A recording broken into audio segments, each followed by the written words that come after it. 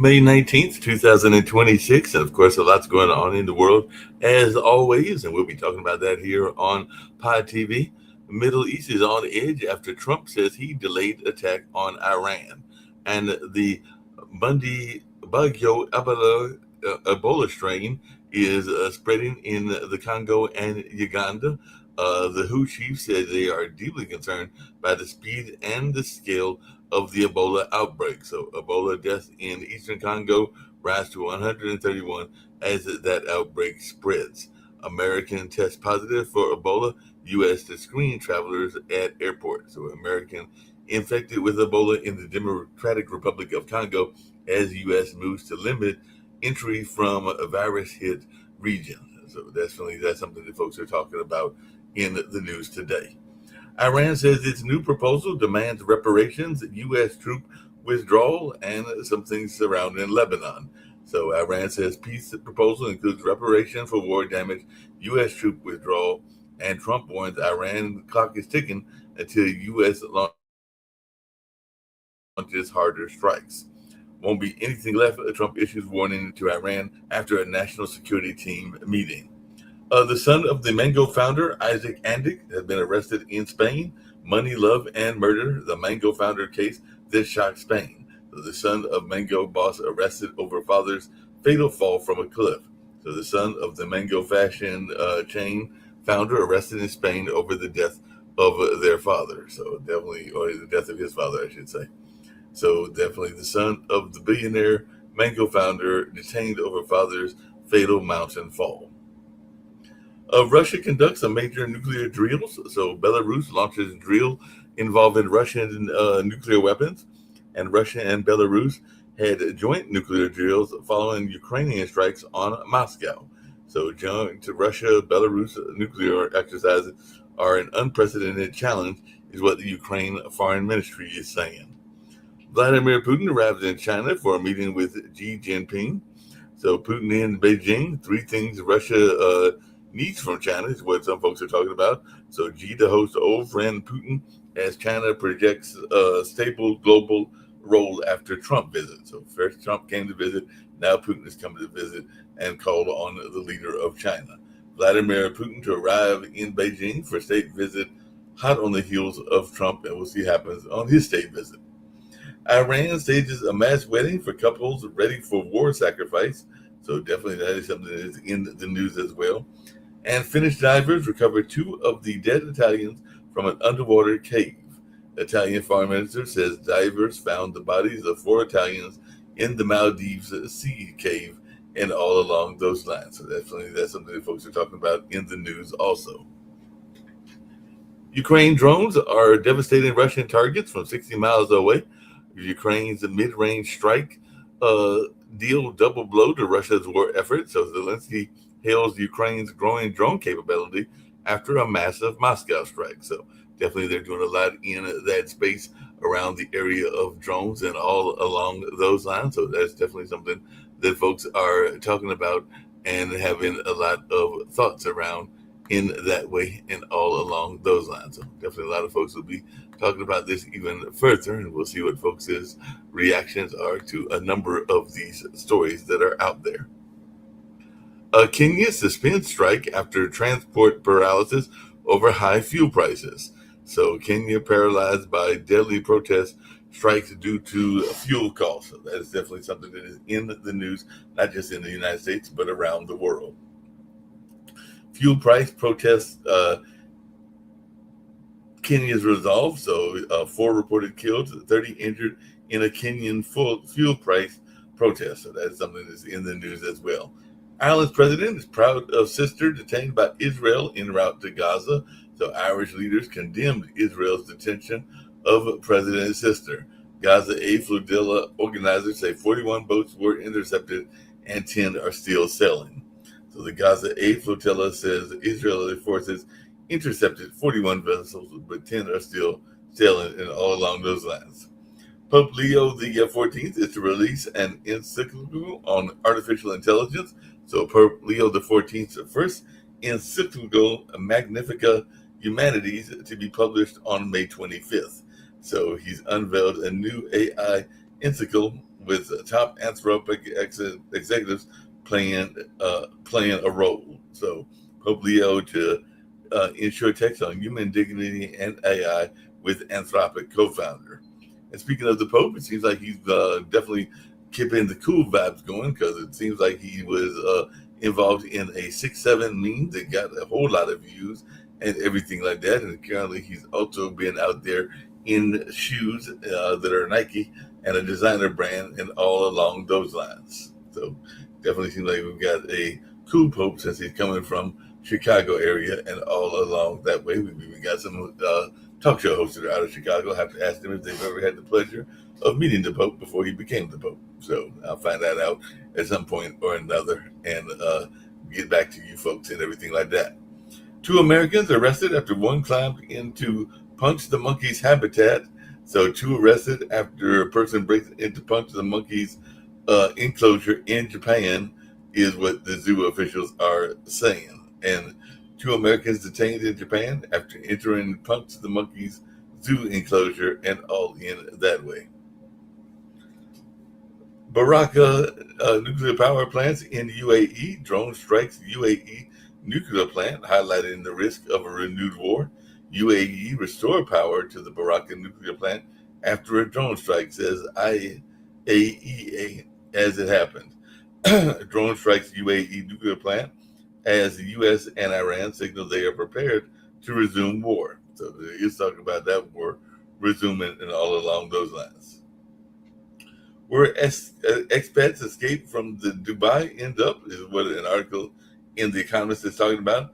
So the UAE's image as a Middle Eastern haven is being tested by the Iran war. And that's something that folks are talking about as well as how that's being tested by the Iran war and other things is saying that the post-war UAE and the remaking of the Gulf politics. So I know the Trump is trying to get his hands on some of these things as well. Trump officials to tell UAE to seize crucial Iranian islands. So that is something that folks are talking about as well. So definitely lots going on in that space. And the only Iran deal Trump can get is no better than Obama's horrible JCPOA, is what some folks are saying. So Trump's self-talk foreign policy is hitting a wall with Iran as it grips the Strait of Hormuz. And Iran could be Trump's greatest failure. So we'll see how this plays out as well. And of course, we still got the war going on between Russia and Ukraine, as I mentioned earlier. And Poles, blindsided by U.S. troop move, say they are a proven ally. So Poland seeks answers after Pentagon scraps planned U.S. armored brigade rotation. So Polish officials vent their worries over the scrapped U.S. troop deployment. And I do know some folks that even got deployed over to that area as well. So lots going on in that part of the world, and we're hearing about that also.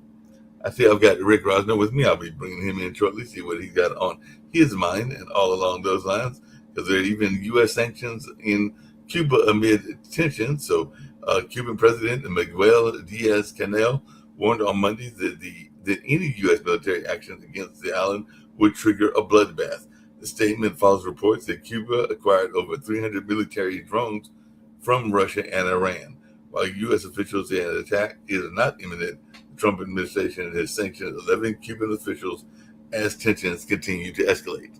So let me bring in Rick, see what he's got going on here in the world, and we'll check on what's happening in the U.S. as well. But how are you? All right, I'm okay. You got a little bit of bullshit going on in North Carolina with the state championship track meet, high school track meet. I don't know if you saw this story, but I didn't see that story. Tell me about it. So this kid wins. He's the last leg of a relay, right? And he's holding the baton, and he crosses the finish line. And by them winning that race, that means the team wins the state championship. The kid raises his arm, and an official disqualifies him for excessive celebrating. Oh, wow. Just for raising. So that seems like some crazy BS. And they're filing an appeal, but that is an insane miscarriage of justice. If that's allowed to stand. Sounds like a miscarriage of justice. Remember the famous incident in '69, where the Olympic athletes were disqualified for giving the Black Power symbol. I don't. They weren't disqualified. They got to keep their medals. They won their medals. A lot of people were shocked and offended that they gave the Black Power salute, but they didn't get disqualified. They were, you're allowed to do that. Raising your arm is a time honored frickin' thing across all sports and probably other things too. I would imagine I was horrible at track. I ran track, and we actually won our conference 3 out of the 4 years that I ran because I was a good networker, even though I was a sorry runner and everything like that. But yeah, I was not a good runner. But I'm a terrible runner. Every year in elementary school, every year I'd enter the 100 race, and every year I couldn't understand why I came in last, but it was, yeah. Well, I said on this show a couple of times I've said that I recruited a friend of mine. He's since passed on. He passed many decades ago to run with me because I knew he was somebody I could beat because he was probably about like I am, a little bit on the heavy set side and everything like that. But yeah, I knew that I could beat Jimmy Robinson, so I recruited him to run, and that was the year that we lost the championship. So I probably should be ashamed of myself and everything like that because I probably would have been doing all right if I had not done that and everything like that. Well, there is a way. I can do a 4-minute mile, but it has to be in a car, and that gets more expensive because this is day 16 of the national average of gas being over 4.50. Oh yeah. And we're in the 7th week of gas being over $4. I don't see any end to this.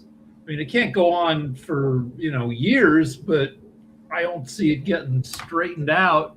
Yeah, I don't see it getting straightened out. And by the way, the incident in '68, Tommy Smith and John Carlos, they were saying apparently 30 years afterwards that it was not a Black Power salute, but that it was actually a human rights situation. Because in addition, Smith, Carlos, and the Australian silver medalist Peter Norman all wore human rights badges on their jackets. So in his autobiography, Silent Gesture, published nearly 30 years later, Smith declared that his gesture was not a Black Power salute per se, but rather a human rights salute.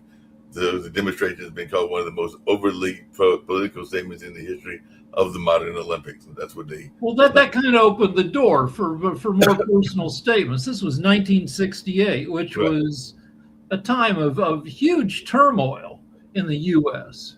Kind of similar to now. You've had you didn't have an unpopular president yet. Well, kind of. You had Lyndon Johnson.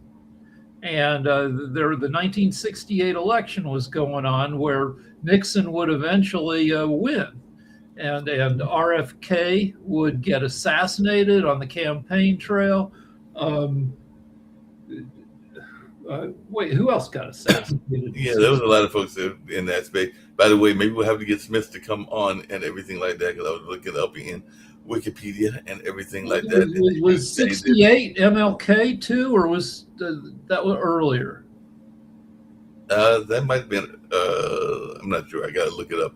But they say Smith's career, he went on to play in the NFL with the Cincinnati Bengals before becoming an assistant professor of physical education at Oberlin College in 1995. He helped coach the U.S. team at the World Indoor Championship at Barcelona in 1999. He was awarded the California Black Sportsman of the Millennium Award. He is now a public speaker. That's what I meant. Was maybe we'll have to get him on and everything like that. So it sounds like he's still around. Carlos's career followed a similar path. He tied the 100-yard dash world record the following year. He also tried professional football and was a 15th round selection in the 1970 NFL draft, but a knee injury curtailed his trial with the Philadelphia Eagles. He then went out to the Canadian Football League, where he played one season for the Montreal Alouettes. He fell upon hard times in the late 70s, and in 1977, his ex-wife died by suicide, leading him to a period of depression. And in 1882, he worked with the organizing committee for the 1984 Summer Olympics in your neck of the woods, Los Angeles. And in 1985, he became a track and field coach at Palm Springs High School. And as of 2012, he was working as a counselor for that school. So that was a while back, but that's what Wikipedia says. So apparently they're still around. But we'll find out. I know a lot of people who, I worked in a bunch of bars in LA, and they remembered the '84 Olympics fondly. It was a great time for going out to bars. I can imagine it was a great time for going out to bars and everything like that. So But that's that '68 was a terrible time. MLK got assassinated in April. RFK got assassinated in June. And LBJ decided not, he withdrew from he decided not to run for reelection because he felt so crappy about the Vietnam War, and people were pissed at him and about the war. Um, and probably in your neck of the woods, there was strife because crackers were probably still up in arms because LBJ got civil rights passed. He was a great political maneuverer. Hey, Rick, just really quick, this is for Sharice too, because I saw that there's, and Wichita was here, but there's actually an early game, I think today, which is probably why he's not going to be here, because I think they're playing at 11:30, the Durham Bulls in the morning, and everything like that. But I think tomorrow they're doing 9 weddings for 9 innings, so they're actually going to have some public weddings, and I also say that Iran staged a mass wedding for couples ready for war sacrifice. So I just wondered y'all's thoughts around this idea of mass public weddings and everything like that, because I know I've never been married, and but the two of The you have been Moonies married. were doing that 30 years ago. There was a cult called the Moonies after the Reverend Sun Myung Moon, and it was a weird Christian cult where they married hundreds of couples at once. And you met your future spouse in the ceremony. They took a bunch of cult people and just paired them up and got them married. And be interesting to hear. Somebody should do a documentary following up on these couples, see if anybody's still together. See if they still together or anything like that. Do y'all have a lot of mass weddings in the Muslim culture in your town, Dr. Sharif? Because, like I said, I did see that, and maybe they do them in cricket games, but tomorrow, I think it's tomorrow, is when they're having 9 innings for 9 couples. So I think that there'll be 9 couples that'll be getting married at a baseball game tomorrow evening here in Durham and everything like that. So do y'all ever have these mass weddings and everything like that? Do you want our cultural festival or something like that in our countries, or what's your question, please? I was asking like whether there are at cricket games mass weddings or whether there are ever any events where there are these mass wedding ceremonies. Because like I said, tomorrow I'm pretty sure that's what the Durham Bulls are doing. I'm actually getting ready to look it up. They're having a mass wedding ceremony and everything like that. So just asking whether y'all have mass wedding ceremonies where it's more than one couple getting married.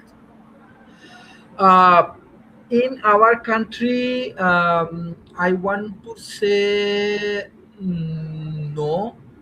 But in the Muslim country, let's say in Malaysia, I see that yes, this kind of mass wedding or something like that is happening. So yeah, this is I do not want to say it's a new in our culture. It's happening in our country. Oh, another thing, just I want to share that as Port TV is our partner, we are heavily promoting Port TV around our Bangladesh and so on. We have Muslim festival. We call it Idul Adha. So next 28 we have our Idul Adha. So in that cultural issues, actually, like we in our Muslim community, we sacrifice our uh, like own different what I call greed and other things. But good point is that like through this religious festival, we go for different contributions for the poor people in our country. So for economically, it's actually very fruitful and interesting religious festival like Idul Adha for us. And secondly, what I understand from the present scenario of Bangladesh, of the South Asian things, actually after this Donald Trump come to the power, I think this populism heavily come to this politics, and this populism things heavily growing in our community. So in India, let's say we have West Bengal and in this Bangladesh. all of we speak in same language, but we are observing there are religious conflict. Like the political parties, they are coming to the guidelines and other tech that we call it Bangladesh first. America said America first. On the same way, East Bengal, they come up with the idea that we do not like Muslim. So uh, through our program, because we are heavily promoting this program, this podcast in between our network, those who are observing these shows, I request that we should practice our religion, but we should not hate each other through these religions and other. So what you said about this marriage ceremony and marriage festivals, this is very interesting. And even in my family, my brother-in-law, he actually married different religious people in Canada. So I think that we should go for cultural integration, religious integration. We should not hate each others. I think that what Donald Trump actually promoting this America first, the same way this emerging economy, they are also marketing this concept. So this is high time. We have to create a peaceful community. Thank you. No, that All right, makes a lot so of sense. I looked up the Reverend Moon's mass marriages. In 1982, he married 2,000 couples. In 1997, and it's not just for, he had a sanctified blessing ceremony for 30,000 couples, Oh, wow. including that he newly married 2,000 couples, and he re-sanctified the marriage of another 28,000 couples, including Reverend Al and his wife, and including Minister Benjamin Muhammad, National Director of the Million Man March, and a representative of Louis Farrakhan's Nation of Islam. So it isn't just all crazy goofiness. It's a set of principles where if you get blessed under this deal, you're supposed to then take 40 days of celibacy, I assume, during which you get to know your partner, even if you've been married to him already. And then at the end of the period, you have sex 3 times in 3 days under a picture of the Reverend Moon, who died in 1992. But I think these mass weddings I think the Moonies might still exist. I think the And movies are still around and everything like that. By the way, this Durham Bulls event is only on the second time around. It's a weddings in 9 innings. So if one couple gets married or renews their vows behind home plate during the break between every half inning. So that's how they get 9 in going. So 9 couples are selected to participate in the mass wedding experience, which includes a ceremony and reception style celebration at the ballpark. So apparently the event is highly popular. that could save those people thousands and thousands of dollars. Exactly. To get they're throwing the reception for you. I mean, it's not uncommon for people to spend $5,000 to $10,000 on the wedding reception. So here, that's great for those people. That is very great for those people. They get a discount, and apparently it's very popular, and that's probably why it is popular and everything. All right, something that's not great. Support for the war with Iran is down to 36%, making it, I believe, the least popular war in U.S. history, at least the least popular 2.5 months into a war. Usually when we go to war, there's some justification, which leads to it being somewhat popular early on. This war started unpopular, and it's getting less popular. And apparently the father of 8 security guard is being hailed as a hero because there was a San Diego mosque shooting, and apparently police responded to an active shooter report at San Diego that took place earlier today and everything like that. So mothers called the police, sparked an urgent search before a San Diego mosque shooting, but it does look like the father of 8 security guard is being touted as the hero and everything like that. So definitely we know that it's not just Jewish hate, but it's also anti-Muslim hate as well. So well, tonight, if people want to tune in, we're doing Naked at Night, where Lance and I are arguing, my Trumpy friend Lance. And Lance will argue. Lance is not a friend of Muslims. He doesn't, but and he thinks that Muslims are taking over Europe. Though, if you look at the statistics, um, England, 83% white. France, 80, also 83%. Germany, like 85%. Nobody's taken over jack shit. No, And they had a big rally led by this anti-Muslim asshole Tommy Robinson in the streets of London. And my kid is over there, and I can tell you, and we're Jewish, so she's Jewish, and she's experienced some hate over there. And if you're going to encourage anti-Muslim hate, you're also encouraging the same assholes who are anti-Muslim are anti-Jews. So Lance, who's Jewish, should get off that frickin' bandwagon, because he's encouraging hate against himself and his own frickin' people. Yeah, he's encouraging hate. By the way, there's a lot of things going on. We got Kimberly joining us as well with the primaries, because there are some very major primaries.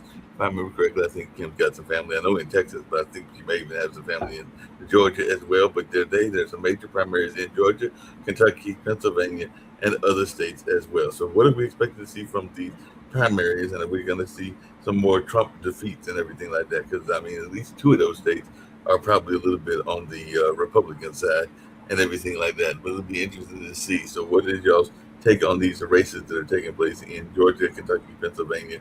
And there might be some other states involved as well. Just quickly, somebody can win. A Trumpy candidate can win big in these primaries, because primaries are for the true believers to come out and vote, and still lose in the general.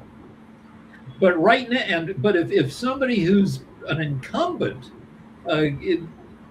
loses in the primaries, this will add to the 69 people in the House and the Senate who are retiring, who are not coming back.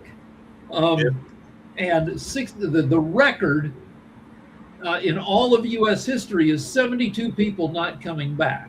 And a huge number like that speaks to the unpopularity of the president and the party that's in charge, which is the Republicans. So if some more people lose today, that will kick it up to 70 and more people, and we will probably set a new record for the number of people who either aren't getting reelected, or decided to withdraw, do something else. Well, Marjorie Taylor Greene is back in the news because apparently she's saying there's going to be a revolution if this war continues in Iran and everything like that. She's saying that there could be a political revolution, to your point about there not being a lot of support for the war. So what is y'all's thoughts about her saying that this is a possibility of a revolution and everything like that? So I didn't like her when she was saying, like, she's somebody who just says whatever. She talked about Jewish space lasers controlling the weather. Now that she's on our side, now that she's annoyed with Trump, I like her better when she says crazy crap. But I think she's overstating the case. The U.S. is not set up right now for a revolution. Well, speaking of revolutions, and this could be something, I have got a couple of friends that I know that have these vehicles. I thought about getting one, but they're not exactly cheap and everything like that. But there's a bipartisan bill that is out there now that would impose a new annual fee on electric vehicles. So you get an electrical bicycle, which is not exactly cheap. They could cost you an extra $130 a year. So that's an actual fee that they're talking about. Because even they're saying that could help them pay their fair share. And EV drivers could see new fares in this. Who's sponsoring this bill? This seems like a Republican-sponsored bill, right? They said it's a bipartisan bill. Okay, well, I don't know. I mean, I don't know the facts behind it. I'm looking up the New York Times article to see. It says the House Transportation Bill introduced this week would require owners of electric cars to pay $130 to cover the cost of road repairs.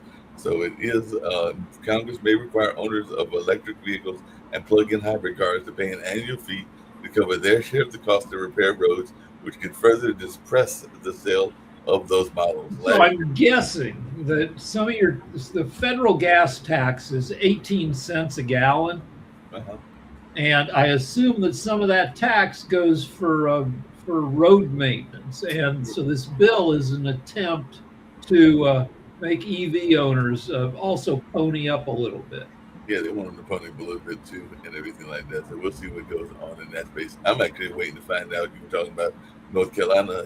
For the last several years, ever since the pandemic, I've been riding the bus free because it's been fare free and everything like that. And I know that in the end of the fiscal year will be when they decided it was going to be fare free again. I know there's a lot of people that are pushing for it to stay fare free, and I know I would love it if it stayed fare free. But that is another question as to whether the bus company can afford to keep it fare free and everything like that. So here's a bad economic signal.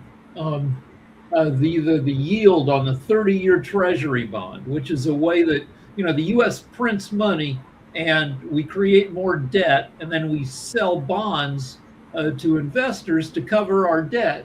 And to get investors, we now have to pay investors nearly 5.2% on these bonds, because people don't want bonds that pay less because they're afraid that inflation will outstrip the yield pretty soon. Last month, inflation hit 3.8%. It's going to break 4% this month. So we have to pay more in interest because as we have US inflation and worldwide inflation, people want more return on their investments to try to keep up with inflation. There's Kim. Let's get Kim in here. Yep. Hey, Kim. Hi. So we're talking about inflation. Yes. Yep. Yeah, it's not going to get any better, and I think we're at a point of no return. It's curious to me why none of the Trump people are complaining about it as much as they did when Biden was in office, and I don't think we're anywhere near as bad as Biden. One of the things I've noticed is I have no problems whatsoever booking a hotel room right now anywhere I go because no one's going anywhere. Gas was up to $5.19 a gallon for premium yesterday at the gas station down the street, $5.19. But the businesses are closing down as well. I was driving to one of my favorite getaway spots, and I noticed businesses completely boarded up driving here. And getting here, I spoke with people, and they have literally had no tourism whatsoever this year, none. In fact, they said that the place that I stay at has been completely empty since the last time I stayed here. And right now there's another couple here, but that's it. For a big place on the beach with a lot of rooms, 2 guests is not enough to sustain it. That's sucky. So people, hotels like that should advertise staycations, like where to the people in the town where what town is that? Oh, I'm in a small town outside of Wilmington, Carolina. All right, so they should say, hey, if you live in Carolina, or within 10 miles of that town, we will give you half price for a hotel room and just get away from your house for a night. I mean, this year I'm paying that much. That's how much the rooms are here. Last year, majority of the rooms were $300 to $400 a night up and down the coast. I'm paying $130 a night this year. That's crazy, but we have a deal in LA, and I guess probably across where you can pay a fee to a hotel, like $50, and you can come use the pool for the day and hang out, enjoy cabana and all that stuff. And that's what hotels are going to have to do, like offer deals to the locals. They're going to have to, Great idea. That's a good idea, actually. Great idea, but the thing is these places, they rely on tourists coming in. They don't have a huge community other than the people who work here to come Right. and do and use those things. So communities like this are going to be the ones that struggle because they rely totally on tourists. And Yeah. talking to the restaurants, they're not seeing the volume of business that keeps them alive. This particular town shuts down at the end of October and everyone goes on vacation, the people who live here. And they reopen, after Easter. So pretty much Halloween to Easter, they need to make money to survive those months, and they're not. They hadn't even started off making that Yeah. kind of Well, money. Yeah. I worked in a hotel in the 80s, and back then it cost $4 to flip a hotel room. That was, you get a maid in there, they take 20 minutes, 30 minutes, they change the sheets, they clean the toilet, and $4 in labor. So probably now it's probably $15 to flip a hotel room in a lot of places. So anytime you can sell a hotel room for, 25, 30, $50, I mean, that's a terrible rate, but it doesn't, you might as well cut your rates and maybe attract some locals because, yeah, people don't want to drive 200 miles because the gas for that, for a lot of cars at the price of gas, it costs like 30 cents a mile. Yeah, So the prices are getting too high. Yeah, and but the impact isn't just on the hotels and the restaurants. Guards that come here and work all summer.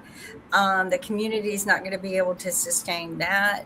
In fact, I was watching them put up the lifeguard stands and watching the lifeguards do their little game on the beach, which I took a video of it and joked because what they do is they have like six lifeguards pushing a four wheel with one driver and they run up and down the beach like that, and that's their exercise, I guess. But I was joking that gas prices are so high they have to have six people push their yeah. vehicle now. Well, But let's ask Dr. Sharif. Like, I see a story here that, gas is expensive every place. Right. 4 Kenyans died and 30 were injured in a Yeah. fuel price riot Yeah, they in had a Kenya. riot. So, what's happening with fuel in Bangladesh, or is it putting pressure on people there?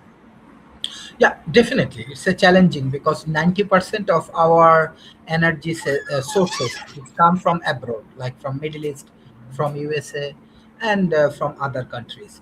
So it's actually creating very negative impact. Not only the oil price, try to understand that our uh, now inflation rate is very high. Our food price go up. Our infrastructure, our communication, transportations, everything grow up. So that is the major challenges right now. Secondly, what is the solution Bangladesh right now we have? We do focus on solar energy. So Bangladesh Prime Minister Office and all of the things they recently promote this heavily 10,000 megawatt solar energy sources, and we have water. And recently, that I work with Stanford Product Realization Lab, and with this Stanford universities and all of my World Talent Economic Forum ally and our Wisdom Affairs, we promote this hydrogen energy Podda barrage. Recently, our Prime Minister approved this $3.5 billion projects, what it called Podda barrage. So, we can discuss with you regarding the Silk Route 3.0, this Himalaya, this Ganga, this Podda, and Bay of Bengal. So, this Podda area, Bangladesh go for this infrastructural development. You can see this BBC News, and you can see that all of our 26 districts people, where my World Talent Economic Forum focused with this climate innovations, with this energy, with this so on. So our recently our Prime Minister approved this initiative. It took 7 years, that's for sure, but hopefully our future will be better. How we utilize our green energy, how we utilize our hydrogen energy, and so on. So the future belonging who can take initiative. So I'm taking actions, but I'm not the owner. Definitely I want to give credit to all of my teammates and definitely Pot TV. So hopefully, through these wisdom affairs and activities we can bring more success. But energy, economy, everything is challenging. We need to work hard for global peace. We do not need any kind of war or anything. We need to work hard, no choice. That's why I really like Kimberly approach, how Kimberly bring the idea and everything. Even this is very impressive, like how honest you are. I see that this Pot TV they actually disclose these epstein files. So today I had a meeting with this Bangladesh army chief of staffs and all of the people's private meetings. So that time I promote this Pot TV, that look, these people are good, they also unveil the truth and everything. So there are a lot of good people around the world, like Pot TV's guest. So I believe future is bright, but we need to work hard for global peace. So Thank you. what about Sasha? So Canada's a little bit insulated uh, from this oil stuff because you're a net energy exporter, but not entirely because you still have to buy. Anyway, how's stuff in Canada? Well, Canada is in a position where it has to resist attacks of United States administration all the time, and it has to adjust very seriously its economic policies, the foreign trade policies. For example, Canada is now turned away from buying U.S. produced F-35 fighters, and instead they're going to acquire a Gripen from Sweden on the condition that the assembly line will be functioning in Canada. So in Canada, in fact, will be another base for Swedish manufacturer Saab to produce this fighter jets, and Canada will be able, as a result, to have its own fighter jets, the same Gripen, as they can supply to other NATO countries and especially Arctic countries. Um, so Canada has to adjust its very seriously its foreign policies and purchasing plans and trading plans, and that's what Canada is doing. That Um, stinks for the U.S. So we're losing. I mean, because the U.S. makes a lot of money selling military equipment around the world, and since we're being a holes, we're losing business to frickin' Sweden. Yeah, but Rick, along those same lines and everything like that, and maybe Kim can get us to get some money. And yes, I am being sarcastic and everything like that. But the acting Attorney General Todd Blanche is denied that the creation of a 1.776 billion fund is wrong because this is a fund to compensate Trump allies who claim they were targeted by previous administrations. So he's saying that this is not unprecedented or unwarranted, as he testified before a Senate Yeah, appropriation. I So I saw know most some of of us are that. not fans of Trump here on the network, but maybe we need to write a letter where we claim to be fans and everything like that, so we can get pointed to part of the $1.776 billion fund that they have created to compensate Trump allies. We do have a few allies still around. You got Lance on your show and everything like that. So what do you think, Kim? Can we find a way to maneuver to get some of this money that they put out there to help the folks that are his allies and everything like that? Well, I think they've already been doing it. I don't know if you read the article about the lobbyist firm led by Chess McDowell in North Carolina, who is a huge, huge Trump ally, and they just raised $10.8 million. I would like to have their records looked at based on what I've been reading.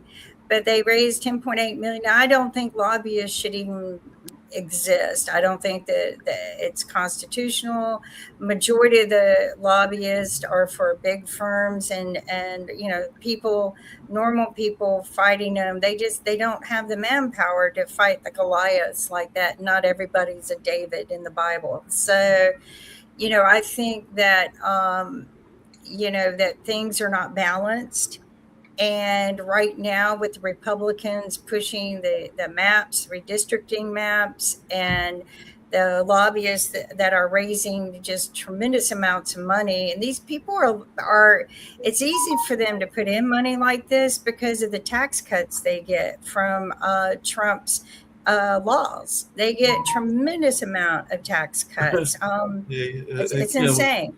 Kim, It's it gets insane. even better, Kimberly, and that's because apparently Kimberly, I the have a acting question Attorney for you. General Todd Blanche said that anyone who feels that they were unfairly prosecuted can submit a claim to the newly established anti-weaponization fund, including those who accuse the president, Donald Trump, and Republican-led Justice Department of wrongdoing. So even we can apparently apply for this money if we think that Donald Trump has done us wrong. So this is You have $8 billion 15. fund that was established Monday and everything. So apparently it's not just for the allies. I think Apparently, it's just.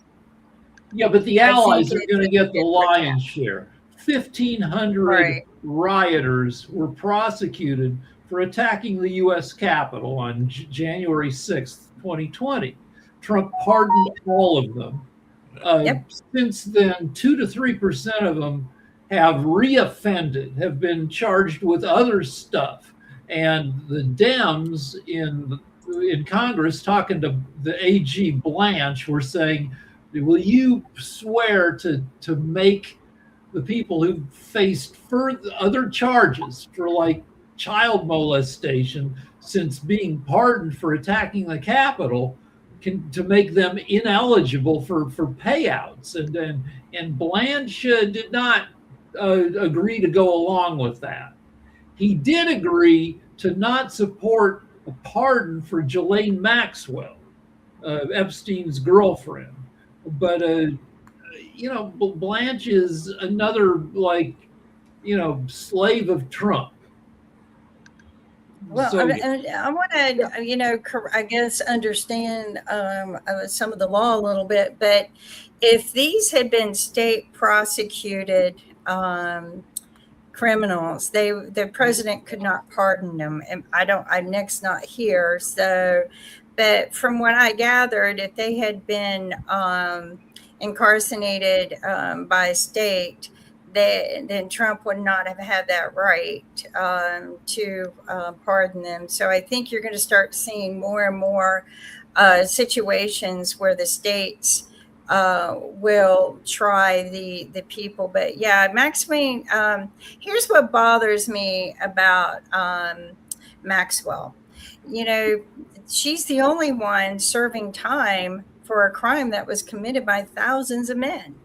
The only one. It's been 20 years since the first investigations, and she's still the only one serving time.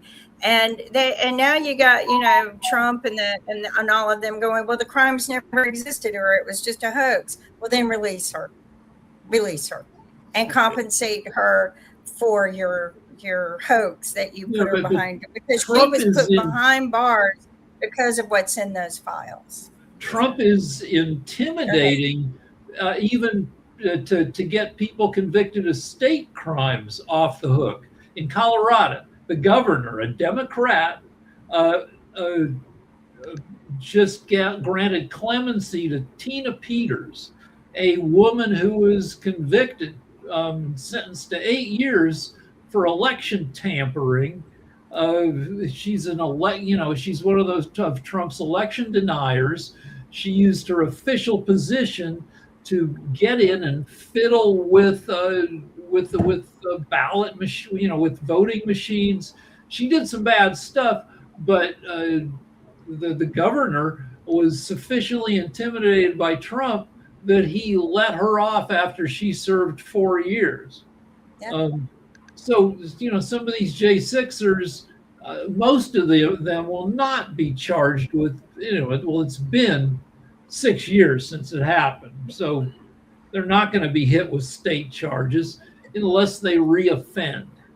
Yeah. Speaking of state charges, I just want to switch to Africa really quickly and everything like that, because apparently 6 people in Nigeria have been charged with treason for attempting to overthrow their president, Bola Tinubu, in a coup last year. A 7th person, a former governor and one-time oil minister, was also named, but the court document said he was still at large, so they haven't got all of them. But apparently in Nigeria, maybe we could do that in the U.S. We can accuse the president of treason and everything like that, but they have definitely apprehended, looks like 6, and 1 is at large and everything like that. And there's also election violence in Tanzania, and Mohammed Chandi Atman says 518 people were killed in that as opposition parties accused the security forces of killing protesters, but the official report does not say who was responsible. So that's just some current news going on from the African nation. Well, and some other current news is, and you might have talked about this earlier, is Mark Furman, who was part of the prosecution investigations of O.J. Simpson, just passed away as well. There was always that controversy of whether he planted the evidence for the trial and things like that. So if you go back and watch one he's, of the old online dinner parties we had, one of the boyfriend of OJ's wife, that was the boyfriend after she was with OJ, that was one of our guests, and that was about a month and a half ago. But that was a author, and he wrote a book called Stalked, because he felt like he was stalked during the court cases and even afterwards and everything like that. So he was So the O.J. Simpson thing is a story of O.J.'s lawyers being extremely skillful and completely outmaneuvering the prosecution team. And one of the things they did is they got the dirt on Furman, who was one of the lead cops investigating the murders, and they showed that he was pretty racist. He used the N-word a bunch. Yeah. Now, that interfere with his investigation? I don't know, but it was one of like a zillion strategic, errors that and it's still a case. It's still a case now, because one of our shows, and she'll be recording an episode very shortly. But the All Around show, she's actually found a Latin American woman that is a cop that has got a video that has gone viral, because even though she is a minority herself, she has been saying some very hateful things and using the N-word as well. So there are still some police that are definitely profiling and targeting, and sometimes they're even targeting other races if they are minorities themselves, because that's actually what Dr. Anthony is talking about, and she'll be recording an episode. I think we're recording that on Thursday, and she'll have some further discussions and some further thoughts around that particular lady. I think she was in Texas, if I remember correctly. There are a few things. Go ahead. Earlier, you mentioned this coup attempt and asked whether Trump can be prosecuted for some of the stuff he's done. Well, Polymarket gives Trump a 64% chance of being impeached again before the end of his term. He's already been impeached twice. That's where the House votes to put him on trial in the Senate. So if the Democrats take over, Trump's been crazier this term than he was in his first term. So yeah, if the Democrats win the House, I'd give it an 80% plus chance that they put him on trial again in the Senate. Can they get enough votes in the Senate? They need a 2/3 vote in the Senate to remove him from office. That seems unlikely, but it does. The same thing will probably happen again. You get the House votes to impeach. He goes on trial in the Senate. They get like 55 votes in the Senate, which is more than half, that say, yeah, he did these crimes. He should be removed from office, but it's not enough because you got to get to 67 votes. Well, and I just don't think people will do the vote. I think a lot of people, Trump has something on everyone, and I think a lot of them fear his revenge on them, because I have seen what I feel like has been that with some of our senators who come back and go, and they're Republicans, and they went along with Trump for a while, and then they changed their mind and decide to just go for the people. And then they come back and go, I'm going to quit, kind of like Marjorie Greene Taylor did. I can't, they're scared. So I don't know what Trump does, but what I can say that what has been consistent with him being in office, okay, one, for some reason, viruses follow him. And we end up with a pandemic of viruses, whether it's true of what the rumors are about the hantavirus or not. Coronavirus is not going to go pandemic. I don't think it's going to go pandemic, but I think it's spreading. I think that that bankruptcy. He's going to drive us into bankruptcy. We almost went into bankruptcy the last time, but I mean, these are things that are consistent with Trump when Okay. he just runs a place, a company into the ground and walks away. And it just falls apart, or other people are expected to clean up after him. And we still have a Capitol that where the ballroom, or the East Wing, it still looks like a bomb hit it. We're going to be left with so much to clean up that I think people are going to reelect Trump to continue on. I feel it in my His approval has never been low. It's the lowest of any president in history, 16 months into their term. He's at 38.5%, which nobody is. The last person to drop below that level was Harry Truman in 1946, where the prices were going crazy because World War II had ended and we'd done a lot of deficit spending to win the war, and that led to huge inflation, and people got super pissed at him. But that was 80 years ago, and no president has been that unpopular for 80 years until Trump. Well, and I still believe that those people, even though they're not happy with him, would reelect him. I read a lot of posts and what people have to say, and they still believe in him, even though he's failing tremendously, failed to keep any promises that he led the people to believe that he was going to do. With always, it's always, well, you can't expect me to do that overnight, even though he promised to do them overnight. Well, other wars last, 10 years, 15 years. You can't expect this war to only last a few weeks. It's going to last forever, and so he uses that game, and I call it a victimized game, that he's going to victimize his own actions and make himself look like a victim because your reaction is, why didn't you do this? Well, nobody does that, and then you believe him. And I don't know why. Not you. So his support among MAGA people remains high at 94%. However, the number of people, the percent of people who identify as MAGA keeps gradually declining. Well, and I personally, I'm using this as a filter now, because anyone with a MAGA mind is just not a good mind for business or a ethical mind. It's just, you can't be on the fence if you're MAGA. There is no, well, because you support a convicted felon. Why? And they go, oh, he really isn't a felon. He was just convicted because, no, he was convicted by his peers. It was a long trial. He is